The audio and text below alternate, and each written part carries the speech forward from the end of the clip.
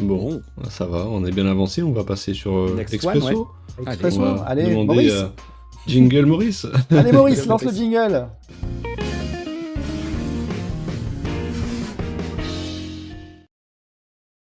Et voilà, oh, ça change. Oh, Eh oui. Nous sommes dans l'Expresso. nous allons pouvoir proposer. Alors, notez, si vous le souhaitez, braves gens, que j'ai activé sur mon YouTube pour le moins une section Posez vos questions. Côté chat qui vous permettra, qui nous permettra surtout de distinguer un peu les questions que vous nous adressez. Enfin, je veux faire la même VG, vas-y, mais permettre de distinguer les questions qui nous sont adressées. Ça sera sans doute plus utile sur la partie café allongé, plutôt que les échanges que vous pouvez aussi vous faire entre vous. Non pas qu'on ne veuille pas y participer, mais si à un moment donné, il y a beaucoup d'échanges, ça permet de filtrer un peu. Alors, l'Expresso. Et salut Tibex. Salut Tibex. Je t'ai coupé, recontinue Non, sur pas du ton tout, pas du tout. Je te laisse. speech sur l'Expresso. Je vous laisse, puisque l'Expresso. Bah, l'Expresso, tu as un peu exclu David de cet Expresso, malheureusement. Exactement, mais on va désolé. juste rappeler Mais très tu rapidement as de quoi il s'agit. Sans si tu veux doute, le faire. tu as sans doute des choses à dire et à apporter quand même. Donc, on va parler du Pimax Crystal Light que VG a reçu, qu'il n'a pas pu tout de suite utiliser parce que je suis venu lui subtiliser pour Et là, il le est là. tester, J'aurais pas le temps. mais je l'ai ramené. Bon, lui, il avait beaucoup testé le Pimax Crystal classique, qui finalement se rapproche quand même beaucoup du Crystal Light. Voilà, donc on va vous donner juste une petite impression, petit avis. Je sais pas si dans le chat il y a des gens qui l'ont, des gens qui en ont un avis aussi. Voilà, ce serait sympa d'échanger. Moi, pour résumer mon avis, en fait, c'est un casque que j'ai pas tellement apprécié parce que déjà, dès que je l'ai mis, il m'a fait très mal au visage. Vraiment pas confortable et il m'a écrasé les lunettes, ça me faisait vraiment très mal. Par contre, quand j'ai lancé tout de suite, j'ai été ébloui par cet écran qui est magnifique, il n'y a rien à dire. Hein. L'écran, ça fait partie. Ce matin, on en discutait encore et ça fait partie de ce que j'ai vu de plus joli en image hors Apple Vision Pro. Mais voilà, c'est l'image VR que j'ai vue la plus impressionnante.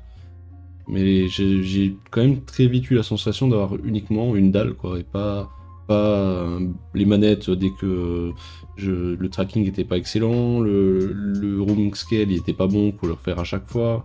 Enfin voilà, il y a plein de petits défauts comme ça, le confort qui est pas excellent. Voilà, le câble qui est très dur, quand on joue debout ça gêne un peu. Pour moi, c'est un casque, si vous êtes très bidouilleur et que vous voulez faire du sim racing et exclusivement du sim racing, ça peut s'envisager. Mais il manque vraiment de polyvalence. Je sais pas, VG, si c'est le ressenti que tu as.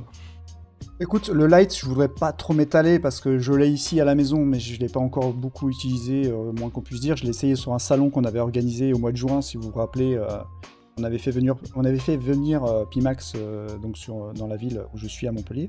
Et donc j'avais pu le tester rapido un petit peu sur le stand.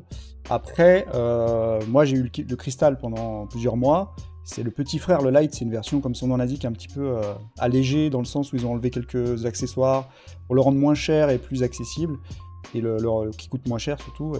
Et du coup, je connais à peu près grossièrement avec le cristal. Donc clairement, c'est des casques qui sont pas destinés à tout le monde. C'est très axé sim racing, pour en parler tout à l'heure. Ça va destiner beaucoup ce genre de profil. Maintenant, je l'ai testé dans toutes les circonstances. Hein. J'ai fait du Sims Rider, mais on sent que c'est quand même pas sa zone de confort. Donc c'est vraiment axé les sim racers, ceux qui ont le budget en PC évidemment. Il faut quand même un PC derrière qui tourne un minimum, et aussi ceux qui aiment un petit peu mettre les mains dans le cambouis parce que c'est pas encore très optimal, donc il y a encore pas mal de choses à faire. Mais au niveau du rendu, si c'est le rendu qui vous intéresse, si c'est la priorité, ça fait partie de ce que j'ai vu de mieux. En tout cas, sur le cristal classique. Le light, c'est légèrement différent. Je crois que la dalle est légèrement différente. Mais on est sur quelque chose de très similaire. Donc, je vous ferai des retours dans les semaines qui viennent, puisqu'il est à la maison et que je ne l'ai pas encore mis dans le setup, mais ça va venir. Et d'abord, on finit avec le Pico, on en fait un peu, et après, je passerai sur le cristal, et on fera des retours plus poussés de ce que j'ai pu voir avec le cristal classique. Et voilà. merci pour les 5 souscriptions offertes à Virtual Go merci, sur YouTube. Merci beaucoup. Alors, aussi là, je vois sur le screen que tu partages, il y a une chose à savoir sur leur site, le prix c'est le prix hors taxe, hors frais de port. Quand vous le mettez dans votre panier et que vous l'achetez, c'est plus autour des 1100 que vous payez que 859. Et c'est pour ça que ça me semblait un peu, parce que j'étais allé dessus aussi en parallèle pour essayer de comprendre un peu voilà, cette description du casque et tout, et cette espèce de double expérience qu'on a pu vivre avec Pimax et ce que j'ai pu, moi, en les rencontrant il y a bien longtemps de ça, sur un événement de France Immersive Learning où tu vois une équipe qui est remontée comme des pendules, qui a envie de conquérir le monde de la VR, où tu sais qu'ils bossent avec un gars qui a quand même pas mal d'expérience sur le stream, et puis bon, tu sens qu'ils ont certaines envies, et le truc qui ne s'est pas concrétisé. Donc voilà, moi j'ai plus d'appréhension vis-à-vis de cette marque, mais on a quand même Nigoloto qui visiblement lui a sauté le pas, j'ai l'impression, si je comprends bien, puisque ah non, en fait j'ai mal lu, puisqu'il disait le câble ne se mange pas, et en fait c'était je pensais qu'il disait le câble ne me dérange pas. Donc il a le casque, hein, Nigomoto, il a déjà fait des lives dessus, etc. Ok, bah désolé, alors il le teste beaucoup sur sa chaîne. Ok, mais voilà, moi j'ai un avis très réservé sur ces produits-là. Par contre, c'est vrai que la partie caractéristique technique est intéressante. Et après, j'ai un peu envie de dire, par rapport au retour que toi tu fais sur l'inconfort que ça provoque, j'ai presque envie de dire, en fait, ce qui est bien, c'est ce qu'ils ne fabriquent pas, quoi. C'est-à-dire qu'ils font, grosso modo, pas la dalle, et c'est ce qui est bien, mais ce serait sans doute assez réducteur. Donc on attendra vos autres retours, et le retour de VG il en dira aussi. Pour l'instant, moi j'entendais pas mal parce que j'attends sincèrement un bon PC, un casque PC VR, même en câblé, hein. Moi ça me dérange pas un câble. J'attends un bon casque PC VR natif justement pour éviter tous les artefacts de compression et toutes ces choses là, mais c'est que finalement celui-là c'est pas ma cam, parce que moi je suis pas sim racer, je vais pas jouer uniquement à des jeux de simulation. Voilà. Et celui-là, dès qu'on commence à être debout et à vouloir bouger, il est quand même pas confortable, pas agréable. Alors je vois qu'il y avait, j'ai oublié son pseudo, Zigzed, qui me demande s'il y a des défauts qui peuvent être corrigés. Alors, il y a des mousses faciales pour corriger l'inconfort, parce que bon, apparemment, je suis pas le seul à avoir trouvé des problèmes d'inconfort. Le poids, malheureusement, il n'y aura pas de correction possible, hein, parce que c'est un gros casque, mais qu'il n'y a pas le FOV comme il y avait à l'époque sur Epimax. Ils ont gardé un form factor qui est inutile. Ce qui fait que, comme il est énorme et gros, ça provoque une inertie dès qu'on a fait des mouvements, et c'est pas idéal. Mais ça n'a plus lieu d'être en plus, hein, c'est vraiment juste pour garder le look, quoi. Est-ce qu'on pourrait pas mettre justement une petite... Est-ce que Nigoloto, il aurait pas un petit lien à nous partager qu'on voit? Parce que du coup, on est sur une image statique, alors que c'est dommage s'il a quelque chose qu'on pourrait montrer. Bon, alors après, on va peut-être passer au suivant, et VG va s'exprimer aussi sur la suite. On va bientôt avoir fini le sujet, donc...